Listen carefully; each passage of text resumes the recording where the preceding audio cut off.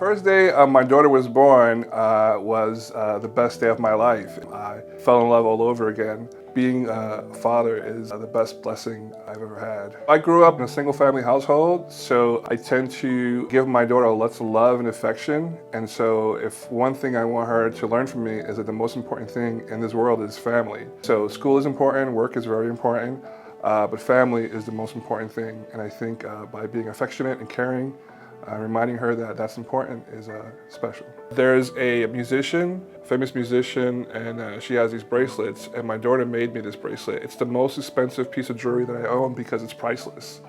So I wear it every day as a reminder as to what's important. So when my daughters were born, particularly the first one, the first child ever, I mean, it was the most amazing feeling in the world. There's nothing like it, you know, being a father for the first time.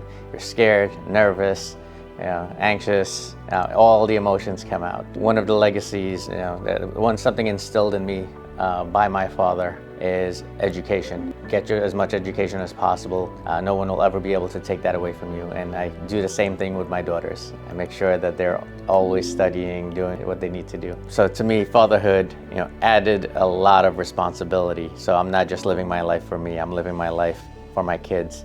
And almost everything I do nowadays is done with them in mind. Well, fatherhood is a very important responsibility. It is something that I take very seriously. My child is growing up very fast, and I'm responsible for setting an image that he can follow. I make sure that I'm doing things responsibly because he's always watching, not just him, but all my children. So I make sure that I get up and go to work every day and make sure I handle my priorities. I teach them about being responsible when it comes to paying bills and making sure you manage your credit.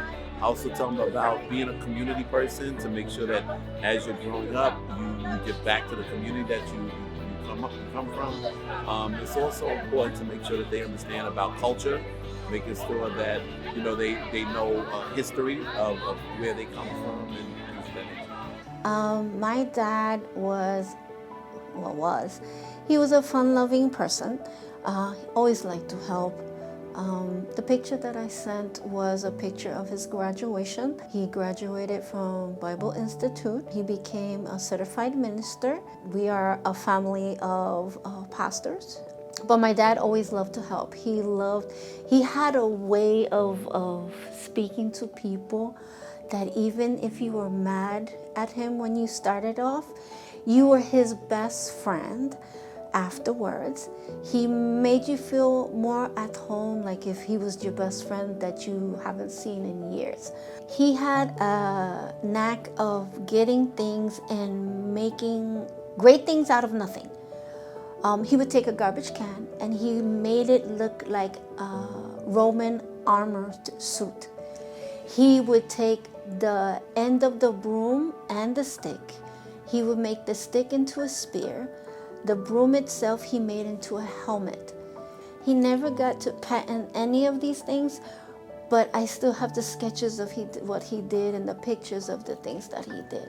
And I was truly amazed at how he can paint, how he can think of things, how he made things. And I just loved the way he always was. I lost him in the year 2013. And it's already been, 11 years? But every Father's Day, I always find something new that I remember, or I look at old photos or old pictures, or even videos that we took. He always liked to help people, and I have that as well. If somebody has something in their chest and they need to get it out, and they're frustrated, just speak to me. I'll listen. If you need to cry, I have a shoulder you can cry on. So I pretty much think I got that from my father. May 23rd, so he'll be 3 weeks tomorrow. I am proud and happy to change diapers and, make bottles and do all the things that he needs, It's extremely exciting. I think once you get to see your child for the first time and then just the look on their face and then they stare back in your face, we've been waiting so long for him to get here, the entire 9 months. And he got here safe, healthy, my wife safe and healthy, and honestly, it's a feeling that I'm truly honored.